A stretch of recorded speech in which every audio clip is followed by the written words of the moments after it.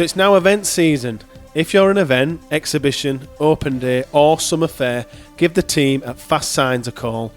They can help your event stand or stall, stand out and make a statement.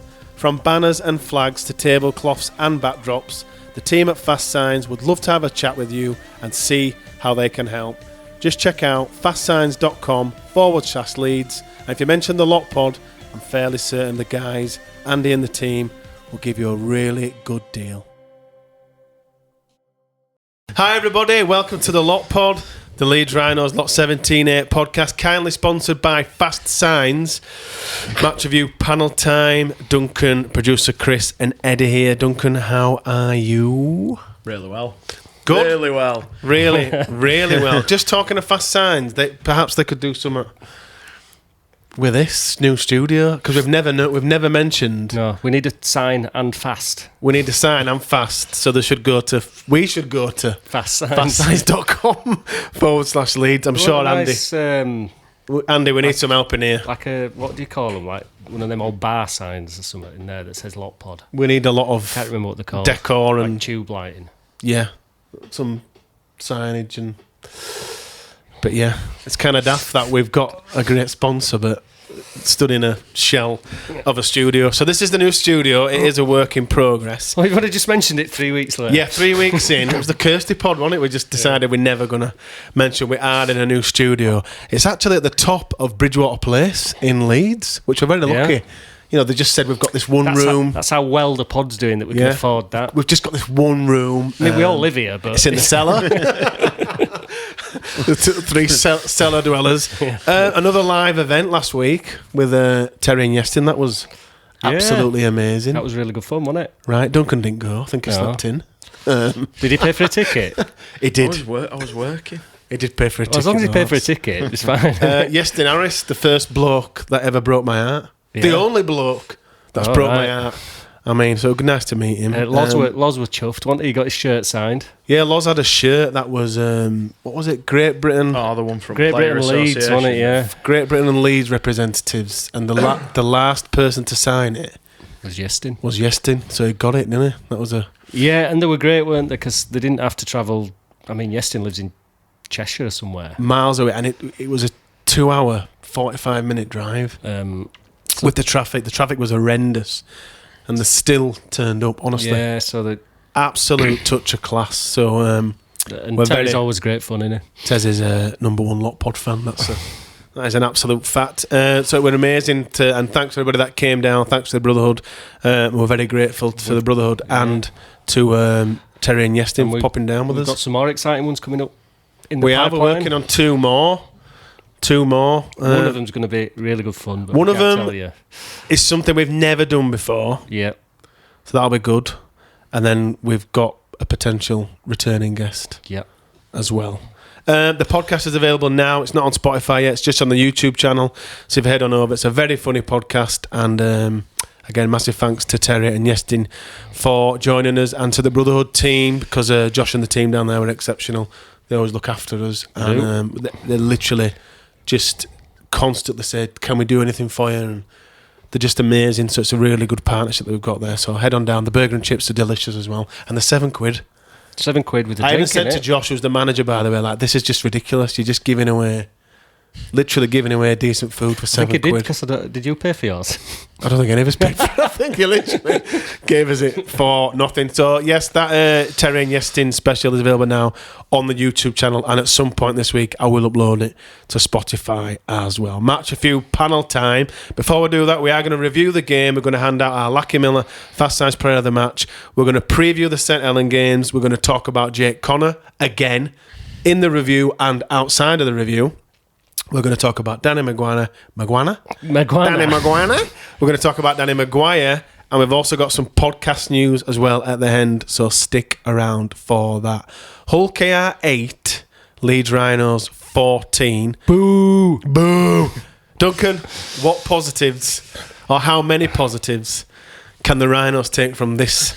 A lot. Loads, that's the answer. I think it was sort of a statement victory that we've needed with this group under Arthur. Being 8-0 down and coming back and winning 14-8 shows massive cojones against them, because as we've alluded to in the intro there, the fans get on the back of the referee a little bit and can easily sway refs. But in terms of playing, the usual Miller, Connor, Watkins. Story of the season. I thought it was Lassone's best game in the Leeds shirt. Really? Yeah. Just purely because of who we were playing. I think a lot of times he influences games when we're playing the lesser side, so to speak, but He were really going for he'd give it to him. Because I think they introduced JWH at the same time as Lassone. Kind of go man for man. And he completely outshone him, did Lassone, so fair play to him. Pack laid a good foundation. I think first half, even though Sky said we should have conceded 5 or 6 tries. But we didn't, did we? Well, we the did. thing is with didn't, that so- annoys me a bit, because like you say, there should be 24-0 up. Well, not if they can't execute it. Should they? Yeah. If you can't not throw a ball 5 yards forward, then you don't deserve to score a try, do you? So I think it's just one of them as well, where we've needed to put one over on KR. There was the defeat at Headingley, We should have beaten that which game. we should have beaten them, and I think the team knew we should have beaten them. We've then gone to St Helens and had a disappointing loss, and I don't think there was really any expectation, apart from what Arthur said, which was in the group, the players expected to go there and win, and they've gone there and won. do you know what? I think, not jumping back too many games, but that St Helens loss could have been the best thing for us this season. Potentially, yeah. I think they might have got a bit complacent. Yeah. Mentality-wise, I think that and this game are the two biggest. Yeah. Certainly, like looking to the back end of the year now, being in the playoffs, that win yesterday helps us Massively. Positives for you, producer Chris? Tons, absolutely tons. Like I say, I think coming from behind is a real positive, especially over there. I know the wind was in his faces in the first half. The wind wasn't that bad to affect them throwing them forward passes, but and I think people forget that we had a couple of missed opportunities as well that absolutely. we didn't sort of take, and then we just absolutely battered them. They were sticking to the game plan like just 100%. We were kicking them to death. The forwards just battered their forwards. Yeah, I think. And they played when they could rather than overplaying. Having overplaying off It was like a perfect 40-minute performance. Positives: Mikey Lewis hoisted by his massive petard. His own petard, absolutely. If you're going to Stupid go idiot. down and pretend to be unconscious, don't be surprised when your car play on. Just on that, I'm kind of skipping ahead about Is that 9 points on my notes here, but was that one of the most satisfying things to ever happen in a game? Michael Lewis ruined himself out because he's a stupid Well, idiot. it was, but I didn't really realise until after the game that that's what had happened. I thought he'd actually failed it, but then he was running off pitch saying, I'm fine. But I've looked at protocols on website, and It just says Michael Lewis is an idiot, doesn't it? Yeah, I've it seen does, it. yeah. 18-point B. and I think there's one where it says that if the doctors, and it's an independent doctor, isn't it? He's been assessed by a doctor for how much of an idiot. Well, maybe he did get an HIA and he couldn't count past 5. I don't know. They can't hold that against him. No, that's not fair. People in all cannot count past 3. And I think an independent doctor can say, "Well, he were unconscious, so I'm taking it out of your hands. You're done." I just think it's one of the most satisfying things. It's been done as a category 1, hasn't it? Through just staying down. Through being an absolute moron. Yeah, it was a light high shot. It was nothing that warranted that reaction. Well, no. Nothing. Like he'd been He's tried shot. to cheat. Yeah. No. He has cheated, And he's but got he's caught. been fired on him. He's tried to, they reviewed it. What do young kids say? I'm going to swear, sorry. Cover your ears, George. Fuck about, find out. Yeah, something like that. Sounds right. Well, But it's it also sounds a bit wrong. He's played a part in costing his team the game.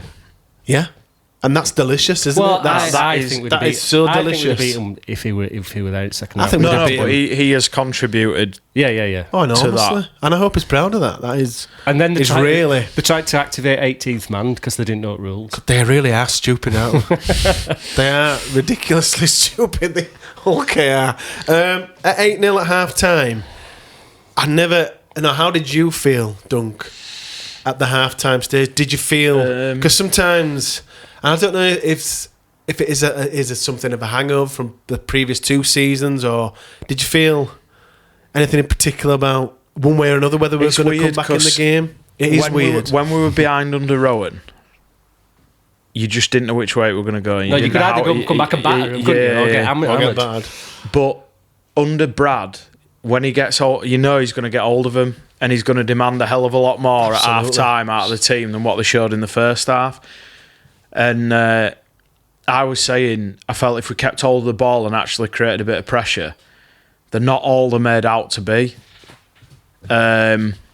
And we did. We attacked a lot better second half. I think we just kept hold of the ball, got them into a grind, and then scored the best try that will be scored this year. You'll see when we get to stats that the shift from first half to second half it's miraculous. Is why we won it. And they just kept hold of the ball, kicking into corners. I'll get to it now, actually. I think we're the type of team that Hull KR don't like playing. A bit like Wigan, because we can... Yeah. Which is amazing to say after the last few years. We can just go into a grind and not worry. We stay in the arm wrestle. Not worry about it's about scoring pressure. Or it'll come. We were unable to get in a grind with teams before because we weren't fit enough to get in a grind. So we were having to try and find other ways of winning. Whereas now we didn't have a pack, did we? No. Whereas now, if teams want to go set for set, we're just like, right, fine, bring it on. It was always an ever-changing dynamic thing, like you said. It's always like, right, that's not working. The smashes down the middle. We're always changing, and I think too much change in game just creates something that can't exist. You can't constantly keep changing something for it to stick to one formula. What I'm really pleased to see, and I were being impatient at the beginning of the year about his attack. And there were obviously reasons for that, weren't there? But attack is so purposeful now. That they're playing when they're meaningful. They know when they can play, but they're not overplaying. And we've got the players that can do that. So we haven't had a squad like this for many years. We just need to keep them. We need to keep Millercroft and Connor fit. Yeah, fit and playing. Yeah. Just on the completed set rates that you mentioned there. In the first half, our completion rate was 66%. In the second half, it was 90%. That's an enormous shift in just kind of getting the fundamentals right, completing the sets. Is that has to be, as you mentioned there, Dunk, Brad, having a word with them and saying, let's just stick to the simple game, complete the set, and tighten up on. I think it'll be a mixture of both as well. I think we've actually got leaders in the team now as well. Yeah. The likes of Cam, Ash, they're not frightened in saying a word. They'll know when they're not performing. Yeah. So just on that, I think Ash is turning out to be a really good leader. People don't realise, but I think Brad Arthur said it a couple of times. He said Ash is really good at calming them down and saying the right things at the right time. Yeah. Well, his Leeds 101, isn't it? Well, you might not think with him being out in centre that you usually think it's somebody in middle, don't you? Yeah, I think that's a massive cliche. It's nonsense. The captain can't be a winger. The captain can be the right person for the job. Doesn't matter if whoever that may be. And there's no one. Well, we've got 3 or 4 actually more leads than Ash Handler. He's absolutely perfect for the role. Did you feel Chris Samlasoni's try just sparked the momentum in our favour from that point on? Our Reece Martin's got in team at week from that missed tackle there. Just because he's ex-Leeds. And Minchella. Yeah. It were coming though, you could tell. Yeah, and it was really early on in second half, wasn't it? But we'd sort of... You could tell we'd changed attitude and it would just keep banging on the door, and it only took 5 minutes. Yeah, and we're in. And we were in. Just a strong run. Yeah. But I think he'd done a couple before that, hadn't he? He'd skittled a few, went up the other end and skittled a few more and got over. Yeah. So it was a great pass from Cam. Boo. Booing because it was forward. It wasn't. All their passes were forward. Literally. Literally all of them. So yeah, I thought it was like sort of... I think that spurred players on because it was just rewards for that 5-6 minutes of second half effort that they'd put in, and you could see like The a reward for shift. that. Yeah, deserved. Well deserved. We're here, we're once again recording a podcast, and we once again talk about Jake Connor's impact. 2 conversions and a penalty, 6 points. I thought Jake Connor's performance was effulgent. Effulgent. He was clinical Is it a and French orchestrated our comeback. Do you know the word effulgent? Have you just bought a thesaurus? Well, do you know, like, we're always... Yeah, I've looked at the thesaurus earlier. Do you know, like, we're always running out of words to describe... by the way, I've probably... No, definitely pronounced that word wrong. It's an adjective. It means radiating brilliance, shining brightly, full of vitality. How are you spelling it? Or excellent. EFFULGENT. Effulgent. Very good. We always say we're running out of words to describe the guy, so I said, All right, I said let's find another one. Just continued his form in what has been a truly remarkable season. We are going to talk about, because we haven't had Duncan's hot take. Have you got a bleeper? Which is great for the social. Don't worry. To clip that.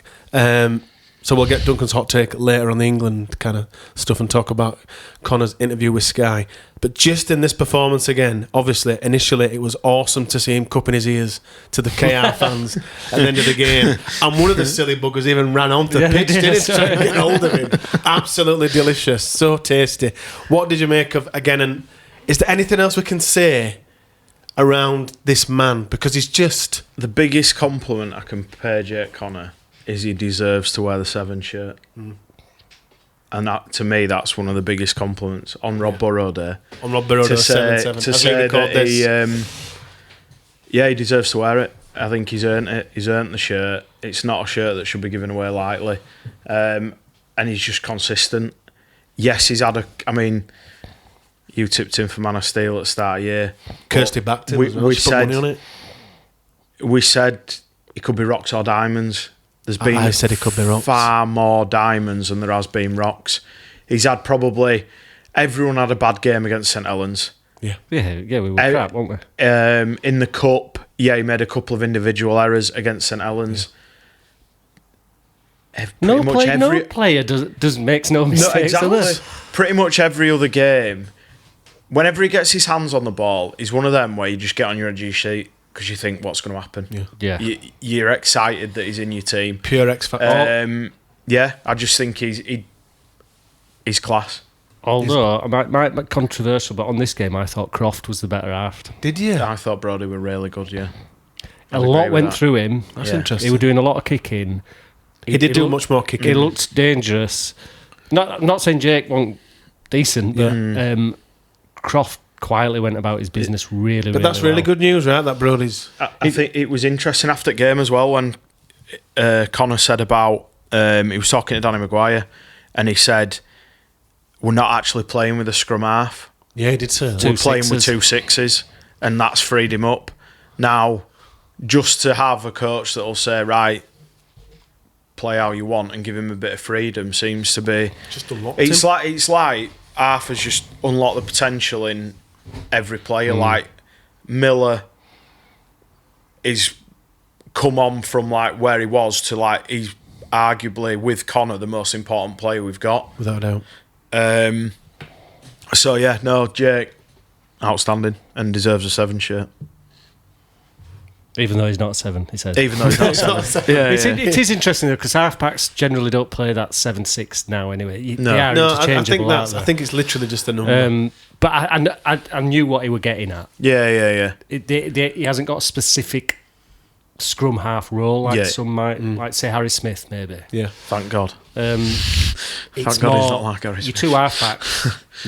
Yeah. But they do split, don't they? But Yeah, he has got a bit of a roaming role as Jake. Yeah. But, they do split like a lot of halfbacks, but they've got a really interesting dynamic. I think Croft actually complements him really well because everyone thinks Croft's this flashy player, really, but he is, or he can be, but he's hard working, isn't he? A hard working halfback, and I think Jake gets him with his passing game, and Croft can unlock a defence with his running game, and it's a really good mix between the two. And Croft's short kicking game, adds to the team as well as Jake, because he put that decent kick in where McDonald was unlucky not to score in the second half. But no, I thought Brody went well. And again, we're on the Lot Pod, and again, we're talking about another player, your man, Lachie Miller. A stunning move, and probably, certainly, the try of the year. Oh, it's try. Not just for the Rhinos, I'm talking for the league. That. Just because you're going to have to go some before that's beaten. Just because of what a team try it was. The Lee one against Wigan were good, but I think that one were better. This one were miles better. But just before we kind of go on to Lachie, I thought let's begin with Edgell, because he made that try with a great handoff, run round Hiku to create the initial break. What did you think of? Is this Edgell's third start of the year? Well, he's pushed Riley out, hasn't he? Just seems to be one in, one out, and they're not. Which is not a bad thing. I don't think even Riley will think it's a bad thing. Yeah, I think it's brilliant. I think it's his wing spot to lose now, isn't it? Yeah. I love Alfie. I think he's class. I think he's one of them players that he's outstanding. People can do him a disservice, and I was talking to one of my mates today, and I was trying to find something to describe him, and I said he's hard working, but that doesn't do him and he's tough, but that almost doesn't do him justice. He's really reliable. It is, and that is for a young lad to come into a team in a pressured game away from home, probably the worst ground as a winger to field high balls, the wind, to not drop a ball, take the first carry and not even take a backward step, and they were all gunning for him because they were looking at him thinking, "Oh, we've got an easy, we'll smash him back here." Smash it, but he doesn't. Does he? Don't go backwards. Don't take a backward step. I think he's so underrated that he gets you on the front foot, even if it's only making 5 or 8 meters. To then get Hall going forward, because you know he's not going to get dragged back. It gives you that momentum at the start of the set. I think that's a really good way. Sorry, I think that's a really good word that gets often used. He's underrated. Is Edgell. I don't think people, particularly those that don't support Leeds, just realise just how good. They won't seen that much of him, will they? But every time he's played, you think, because he looks slight, doesn't he? Yeah. But he don't get knocked back. He's a bit like Riley in that, but I think he's got a bit more strength than Riley, so he doesn't get dragged into touch. He's played a few more games, and he's done almost a year under his belt, and he were getting smashed all game, and he wasn't bothered. He kept doing it, and in 68th minute? 68th minute. Peter Hiku's a good player. Yeah, he is. And he stood him up, didn't he? International stood him up, ran round him. Off the back of that, we got try of the year. Because he said on his interview, didn't he, that he said, "Oh yeah, we're all Ash that," and I'm like, "Don't get Came it." from you. What? Yeah, but what he way said was, too humble. Because Ash were out of position, and he knew, and he got back into position. So he gave all credit to Ash, but it's like every one of the players in that try needs credit. Yeah. They all did something really. They all backed each other up, and even Jake Connor came running onto the ball. And he said, didn't he, in his interview, he said that's difference in the game. I wouldn't have been doing that before. Yeah, he'd have just sat back and probably could have scored. Steaming on it. If he'd have pinned his ears back. But I like the extra couple of passes, so I'm glad it makes it more of a team try, doesn't it? Because Asher's back to Miller for the final. It were a beauty. And Lachie goes in. But I don't know whether you can credit that try to one person really, because I think it was just a massive team. I mean, Miller to get involved 3 times and back it up, touch it free, and score. To do the pass in first place, which Dunk told me earlier, had his head in his hands. Don't pass it. Say, don't do that. The next minute we score. Well, you are the chairman of the Lachie Miller. Yeah, and I've got a new convert. Man? I've got a new convert. Have you? Yeah, Matthew Shaw. Really? If you're watching Matthew, he's put out an article he has, hasn't he? saying he were wrong. He's changed his mind. He's joined the producer Chris Lachie Miller fan club. He has. We got any badges left? Well, I'm waiting for my subs to come through from him first. I think he's best fullback in the league. Yeah. You're finally there. He's the most well-rounded fullback in the league. He's the best by a mile. Well, I just like, you can look at Field and his pace is just fast. It's boring, and he can break and stuff, but he ain't got the passing game that Lockie's got, and the tackle bus. He ain't got an handoff like that. No one has. No one has. I think there's three No one has. in the conversation for me. It's Wellesby, Field and Miller. But for Miller to be in the conversation with those three when those other two, last year, we wouldn't have put him there. No, he were making too many errors, wasn't he? Because he were making too many errors. But this year, he's been just consistent, and he's been consistently good. And mopping up at back. And I think it all comes down to him not having loads of experience. That goes underrated as well. What he did in first half, that grubber kick through when he just took it off the line, beat a couple of men, and then threw the offload. Like, he's so cool under pressure. I think, there's no one you'd rather have at fullback for me. I wouldn't take it. Not in our side, because we need a bit of that. It's exactly what we need. Because he's tough as well, isn't he? So it's like Wellesby. I don't think he'd fit in as good as Lockie does in our side. Different player, and he's not a ball carrier. He relies more on his wingers. That's kind of my fear, because obviously he's going to get a new deal at Leeds. He's going to stay at Leeds, but he's so entertaining. But I guess I felt this way after Brent Webb. So I thought Brent Webb at the time and Yestin. So I guess it's happened to us previously, but I'm kind of looking ahead years on years. Like, this guy's so good, replacing him. Yeah, but Alfie Edgell will replace him, or will have their fullbacks, aren't they? Rhinos are fullbacks. So they're different players, but they'll be learning off him. But he's still learning himself, isn't he? They're going to have at least 2 more years of him. The reason I've always enjoyed what is just entertainment, but what is added now is rugby smarts, isn't he? So he's still entertaining, but his basic rugby league players are a lot better. Oh, he's got an output on him now as well. Yeah. His assists, tries, meters, tackle bust. Handoffs. No, but the meters out the meters from kicks go underrated as well, because they do. Yeah, it's an important part of the game, and for your backs to be able to give your forwards a rest, to keep them as fresh as you possibly can, because they're doing the donkey work. Exactly. But the thing is, when he gets it close to his line, he's skipping around first player and making an extra 10 yards. And then handing it off or chucking a 50 yard bouncing pass to his winger. So let's hope he stays fit. Up. Harry Newman, another solid game from Harry Dunk. What do you think of his performance? I think in the last 4 weeks he's really stepped it up. Again, ball in hand, really solid. Yeah. Not reacting to trying to be wound up by McIlaurin or anything like that, and he's playing really well, and he's playing consistently well. Never gets spoke about enough for me. No, he doesn't. It's like people wait for him to trip up, and then if he trips up, they'll go all in on him. Yeah, that's a really good point. The people are quite quick to jump on, particularly Harry, when there's a smallest thing to critique, but when he does things well, they don't seem to... There's no column inches about him doing anything well. No, I don't get that. Well, the good thing is he's winding the opposition up in the right way. They wind themselves up over him.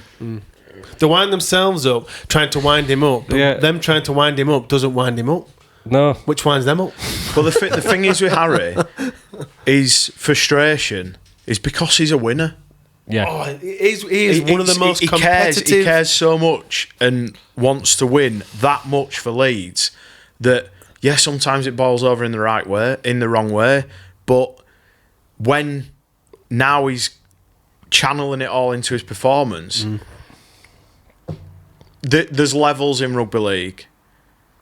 And I'm sick of Hull KR fans going Jack Broadbent. I'm just sick of Hull KR fans. Harry Newman proved he's miles in front, and Broadbent's not even in the conversation. He's absolutely. Jack Broadbent's playing well in a decent side, isn't he? It's astronomical. Oh yeah, he's on. It cannot even be. And to be fair, I think that's why Sean Wayne likes him, doesn't he? He's the type of player you want against Australians. Of course, he tough. Is. Look at his defensive work. Mikey Lewis's head off. That looked good. See, to me, that could have gone either way. If Lewis don't stay, well, I'm glad he did. But if he don't stay down, to me, it's a knockout. I mean, it was like here, wasn't it? It wasn't like he didn't swing an arm round the throat like you'd expect with how Lewis went down.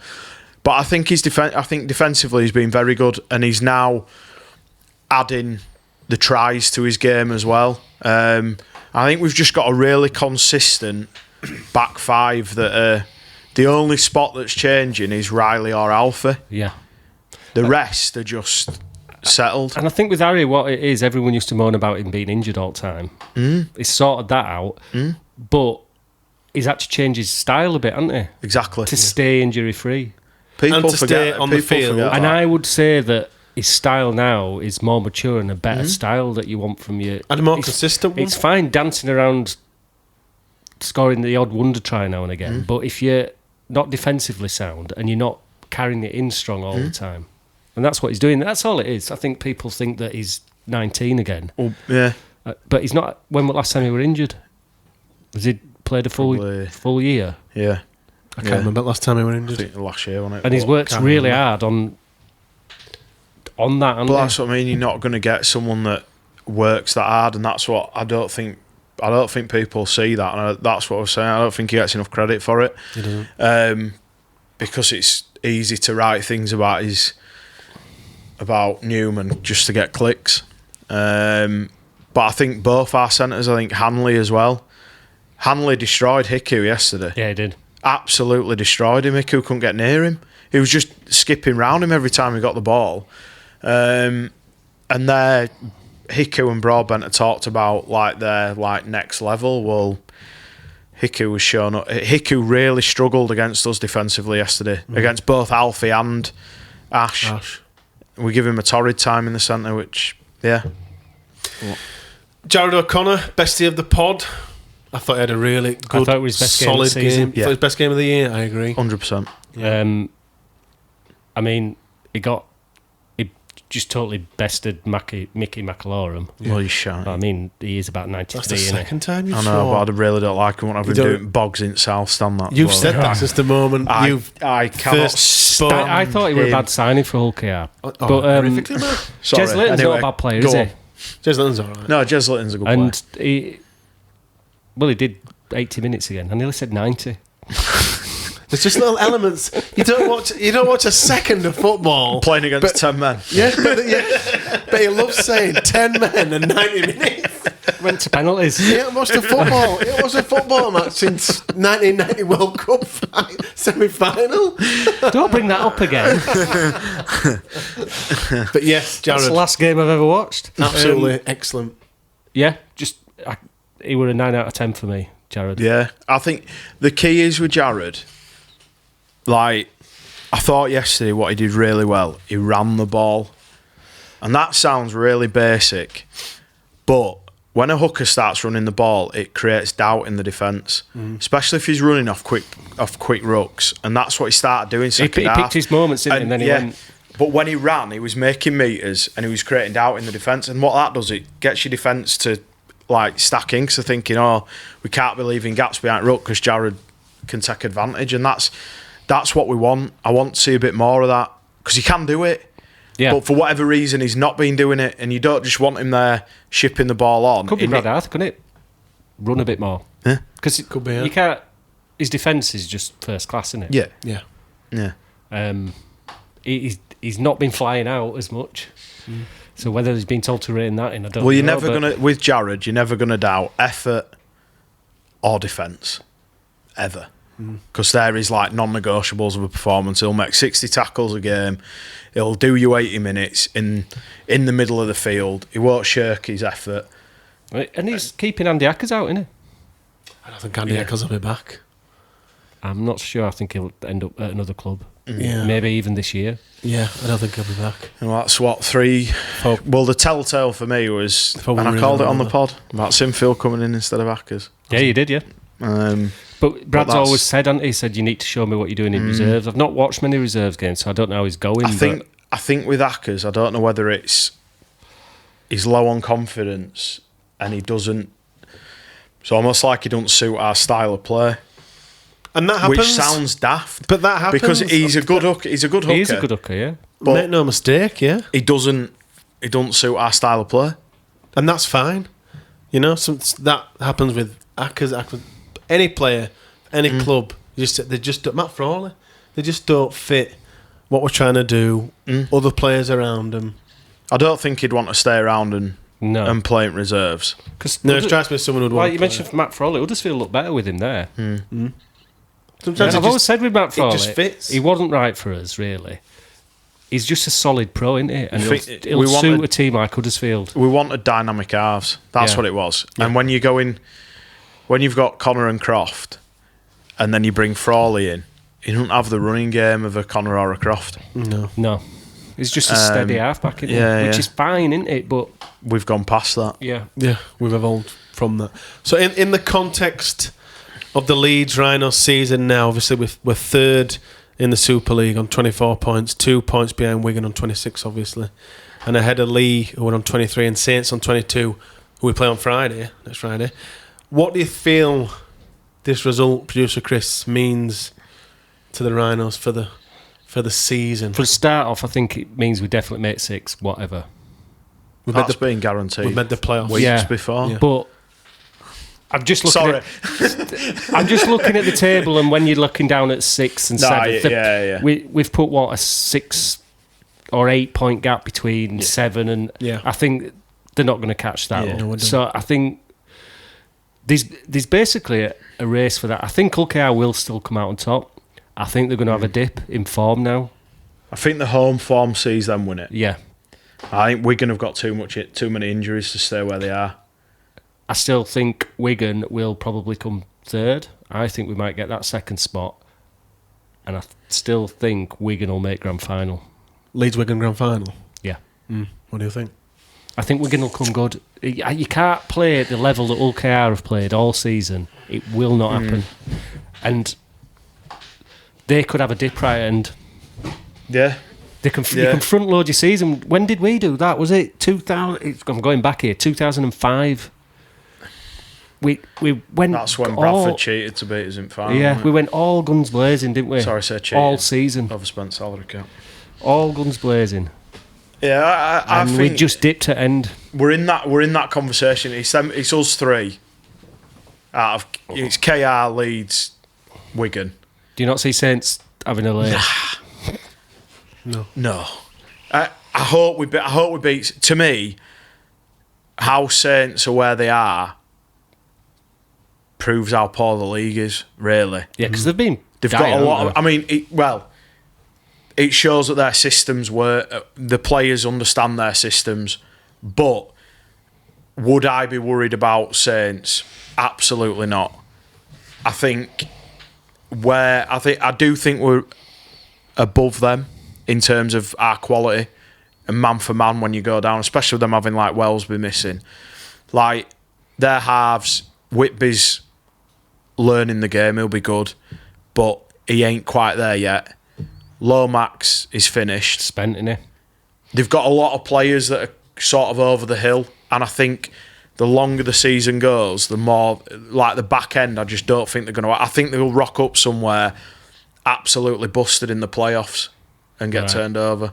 I think they'll get like 5th or 6th. I don't think they'll be pushing. I think it's literally out of the 4, I think it'll be Lee, Leeds, Wigan, KR top 4. But I think Lee will be 4th.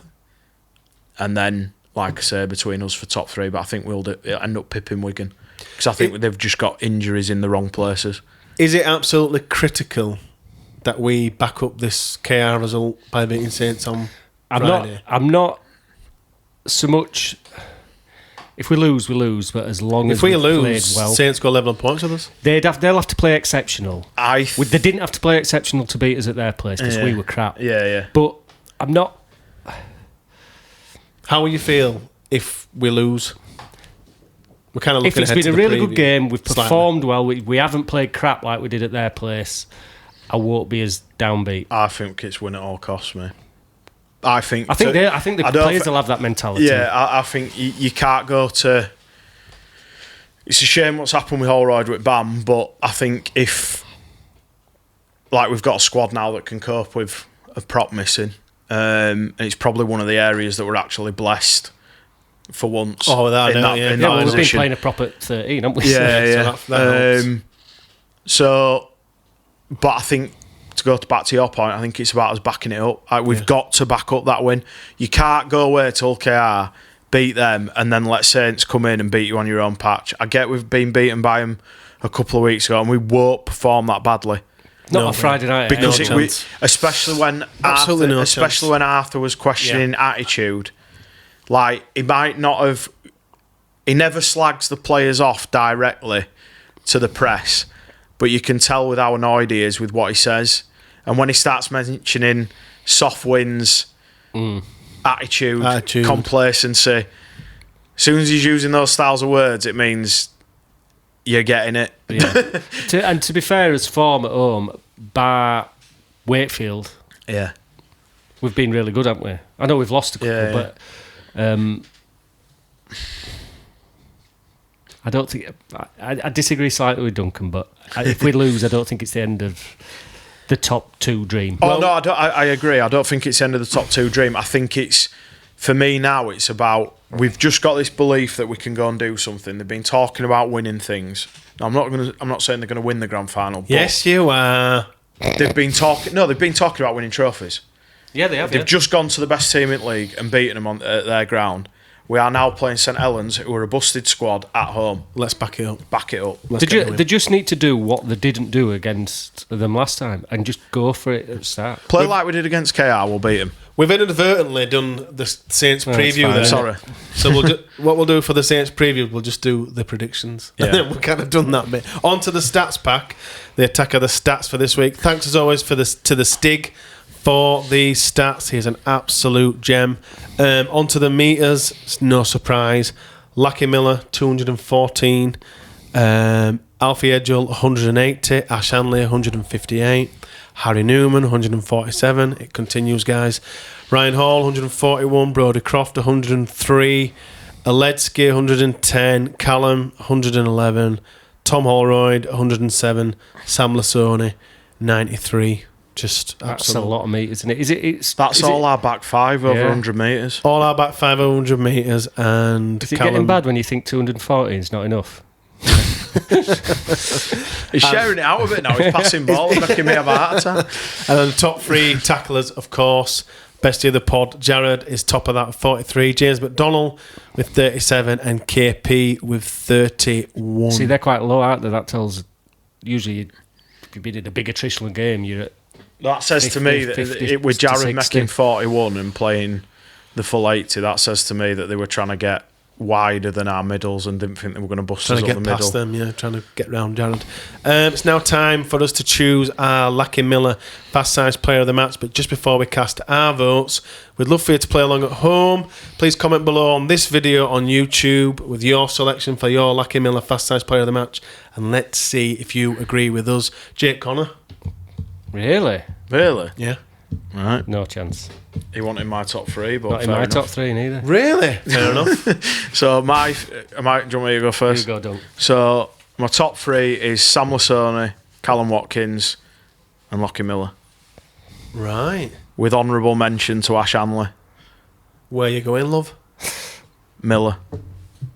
Lucky. Yeah. Agree with Sky. Miller. We now cross over to the producer Chris, who is the chairman of the Producer Chris Lucky Miller fan club, who's going to give his award to Callum Watkins. My three: Lucky Miller, Ash Handley, and Brodie Croft. Where are you going, Producer Chris? Lucky Miller. Lucky Miller, you are the Lucky Miller Fast Signs Player of the Match for the 19th time this year. Congratulations.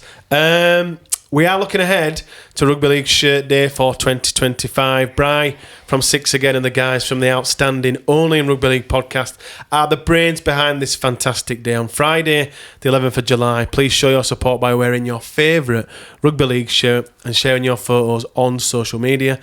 Don't forget to use the hashtag RLSD25 to help spread the word, hashtag RLSD25. All proceeds raised from the event will go to the amazing Rugby League Cares Foundation. So if you can, please do donate and help raise funds for the fantastic cause. You can follow the day on X at RL Shirt Day, on TikTok at RL Shirt Day, and on Instagram at Rugby League Shirt Day 2025. Follow all those accounts to get updates throughout the day. Let's unite, celebrate and support our rugby league community It's a fantastic day, and please do try and get behind and donate if you can on Friday, the 11th of July. Well, just as I walked into this studio tonight, producer Chris hit me with the news that Danny Maguire, after less than 9 months in charge, has been sacked by Castleford Tigers. First of all, who the hell the Castleford Tigers think they are? I guess the only question is for you two, for us, is one that's probably going to come up throughout now. Danny is available. Duncan, should Danny Maguire finally return? For me, it makes sense. I think as an assistant, working in, whether it's as an assistant, whether it's working in the pathways, coming through to look what he did for Michael Lewis. Michael Lewis has openly said, and look, Danny now he's Maguire gone. has had been one of the biggest influences. Absolutely. Imagine him working with Jake Connor. Well, the respect's there. Massive fan of his, isn't he? Yeah. The respect's there because you could see it on Sky. So I think Leeds would be. I hope they'd be having the conversations and saying, right, we've got something for you. In some capacity. Whether it's attack coach or... I mean, look, who won't want to be in a system? And he'd learn under Brad. Yeah. Like, he was thrown in at the deep end, really, when he's got it. He shouldn't have taken it, but I don't think. I think it's a poison chalice. Look, the squad was shite. They weren't going to do anything this year. And I think sports people like challenges, don't they? But that could ruin your coaching career because people were crap at cast. But I'd bring him back. Whether that's in first team, there could be an argument that you don't want to upset the dynamic that we've got that's working. But I'm sure Scott Griggs would be like working with Danny as helping their attack. There's got to be a job somewhere, isn't there? Yeah. You don't let his talent and his knowledge. No, you can't. Go. I don't think he's wanted to come back to Leeds when we've been a bit of a basket case. Yeah. And I don't blame him. No, Don't blame him for that. But they're settled now, aren't they? And perhaps, like, becoming an assistant of some sort or an attack coach. Obviously, it's pure speculation on what Danny wants to do. But perhaps that's something now he's given the head coaching job a go at that basket case club cast. He might be like, you know what, maybe I do need to learn from someone like Brad. Maybe I do need to take a backseat, develop my game more, and go to somewhere where A, he's loved, absolutely adored, in fact. Is that more than loved? Anyway. Get your thesaurus out. I'll tell you next week. And we're going to give him the time to say... It's just a better organisation. It takes him out of the limelight as well. Of course it does. He's not picking a team.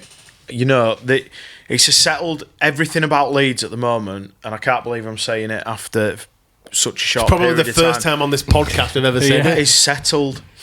In the squad settled. Absolutely. The coaching staff. If Brad Arthur chooses to go, I won't be against them going, right, Jamie Langley steps up and takes over. It's all very calm, whereas it's not been like that. No, it's been for it's that calm. about 10 years, isn't it? I don't even know when they stop signing players because I haven't even looked because I'm not that bothered. Not bothered about it anymore. They can add a 9 if they want to. It's retention for me, but yeah. But it sounds like Ian Blease sounds like it's done. Well, he said the other day, didn't he, on that bench podcast with Jenna that this next year's recruitment is now done and he's on to 2027. Yeah, going through that way. So it's perfect environment for him to come back and he's one of his best mates is taking over as CEO. Gives him time to think as well. So I mean, a little reset to think, does he want to continue his coaching career, as in to become a head coach? Does he just want to be an assistant? Does he want to go down another route? This, to me, is more of a tap-in than bringing Callum home.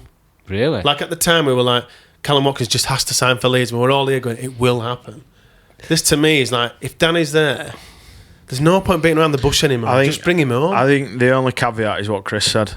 It's Griggs. Because you don't want to upset that dynamic. It'll depend on what Danny wants to do. If Danny wants to come in and be this attack coach, that's what it depends on for me.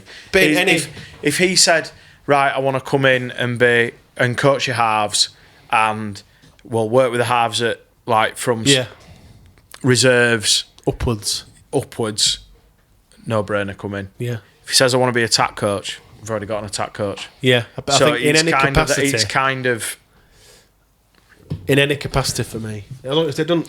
The only upset- thing is, Brad won't want anyone that don't think I'll add anything. But there's other jobs for Danny Maguire. Of course there is, yeah. So it's like even if just it was get him back, give him a literally job. him taking a step back and just saying, "Do you want me to just work I'll work with with Chev. all your halfbacks, your younger halfbacks? You know, Yeah. to kind of."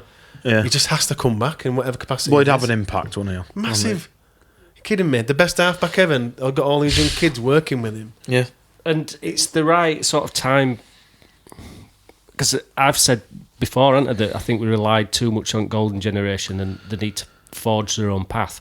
They're doing that, aren't they? They've got their own identity now, this team, I think. Yeah, yeah. And Danny's been away long enough that he's a legend, but he's not coming back as in to say, this is how we did it. No. This is how you should do it. I don't think they'll do that anymore. I'd sign him up, get him announced. No, I'd sign him up. Just bring him back. Bring him back to organisation. Like you said, it must have been awful for him. His first proper coaching gig, the squad was that he didn't pick. Yeah. Well, when you're rubbish. relying on Watson Westerman being in your leadership group, yeah. it's going to end one way. Innit? They've got no money. No. It's in Castleford. It don't all sit. Can't- It yeah. don't all sit with Danny. It don't all sit with Danny. It's not Danny's fault. I think No. he's a how many coaches have they gone through? Well, Lingard walked away, didn't he? Yeah, they've got no money. He looked horrendous in all that cast gear as well. He looked horrendous in KR I tell gear. you You can what. go back to liking him I now. tell you what, he looked when he did his interview on Sky after game the night. He was retching, wasn't he? Well, no, he looked knackered. He looked switched to Sunday yesterday. He looked bright and breezy. Maybe he knew then. Talking about Leeds. Yeah. Maybe he knew. That's another route we might want to go down. He might think, sack it, I'll because he's do quite it. good, isn't he? Yeah. Oh, he's excellent. Absolutely excellent. Another thing in terms of us as well, which is a massive positive, he's got some spare time to come back on now, hasn't Oh yeah, he? Get him back on the pod. there's no conflict of interest. No now. conflict of interest now, Danny. Come on down. We'll ask him again. Ask him whether he'll slag off Cass or what. Yeah, that'd be great, wouldn't it? Just tell him to on to Jake Connor. 2 parts to this. This is a bumper podcast, by the way. 2 parts to this Jake Connor section we have here. Initially, we've spoke about, you may have heard, our thoughts on Jake not making the England squad, Duncan. You weren't on the podcast last week. So initially, what did you make of Sean Wayne's decision to not pick JC in that England side? It's personal and it's not based on performance. That's what I think. That's Well, he it. can't be, can he? But 'Cause he's come out and said, "Oh, he's not consistent enough." Yeah. He's talking absolute It's the reasons he's given. He cited the St Helens performance, which We were all crap. Talk They- about scraping the barrel. it were like What can I say? Talk about scraping the barrel. the fact you've What a got pathetic the fact bloke you've he got is. one of the best halfbacks in Danny Maguire going, oh, I like watching Jake Connor. He's one of the best halves we've got. He should be in. I mean, you're talking about an extended squad as well. It's Matty Ashton's baffling. in. He's injured. For Leeds, it's perfect Yeah. because he wants to play for England. He's good enough to play for England. To play for England, he needs to play well. But I genuinely think he's given up on it. And I think he just wants to play well for Leeds. And then after the game, Connor joined Sky and spoke with Brian Carney.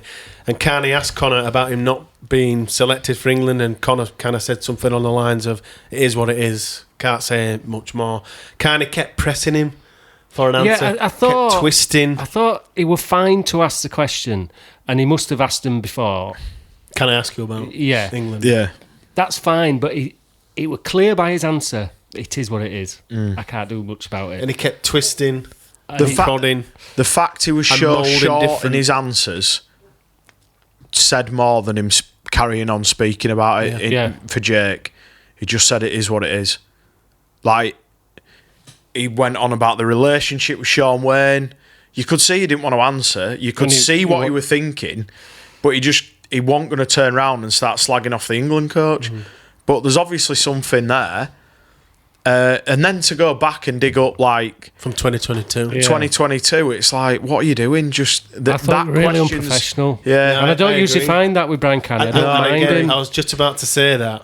I think Carney's excellent, but I thought he were really digging and praying for something that perhaps And it- wasn't there. And it were uncomfortable, wasn't it? Because it's I like, actually thought Connor looked really hurt by the decision and talking around it. They'd been left out the squad. And I thought he would find it difficult. The whole thing was difficult, but I thought he was finding it difficult to answer, which is totally understandable. But we've spoken to Jake, haven't we? And he's not an outgoing. People might not believe this, Yeah, but he's no, quite he's- a quiet guy, isn't he? yeah. He doesn't like doing stuff like that. So for him to do it, and then they must know him. I just felt Carney lacked a bit of self-awareness. Like, he kept praying. Well, you you could could see see it he was was like really it uncomfortable. was like he was wanting an exclusive that wasn't there, he was never going to give him and it. he were never going to give him it, and he just went. It kept going and kept going and kept You going. literally just said it there. Like, the first answer that Connor said, like, you know, you knew. He was like, I really, look, you've asked me, which if he has kind of said off air, but and he said, I can't really say much more. And he kept digging and digging. He's just like, I don't know what It's you when want he me got to to say. the 2022 part. Oh, It's just almost literally- as if it needed the producer to go, Brian, stop. Yeah, why are move you on. digging up some of that? Yeah. It's not there. And then all that would have come of that was like, was it you that just said exclusive? Yeah, Whoever said, yeah, sorry, yeah, exclusive. All that would have come of that, if Jake Connor stands there and says something even remotely around Sean Wayne in a negative manner, Yeah.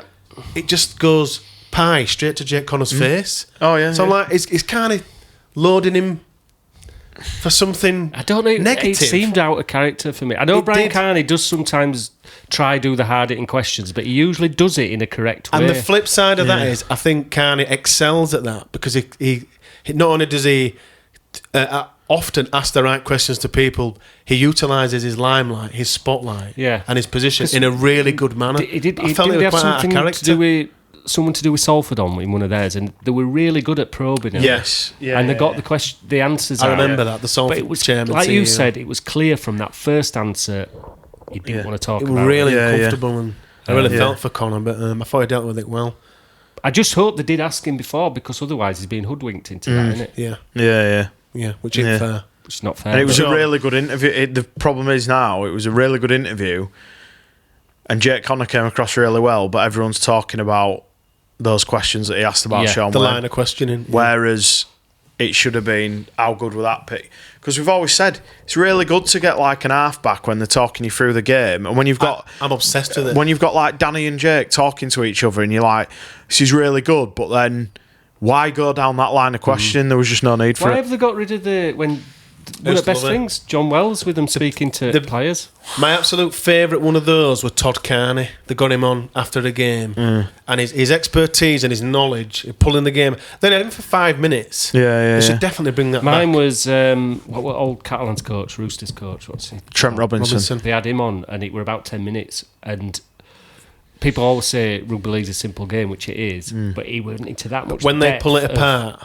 why a try was scored, Yeah, and how yeah, yeah. Fascinating. And I think ask Jake that. That'd have been Yeah. perfect, wouldn't it? Get him on the screen and say, But why right. have they stopped that, Sky? Why have I've they no stopped it? idea. It was the content there. I didn't think it was long enough. I thought it should have been something. It's the thing that's missing out of the Maybe, game. maybe not. somewhere. Maybe not even. We're going on a bit of a tangent here, but maybe not even after a game.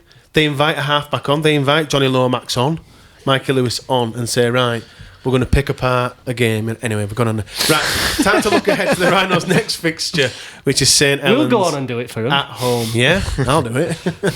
Here's why Brian Carney shouldn't have asked those questions to Jake Connor.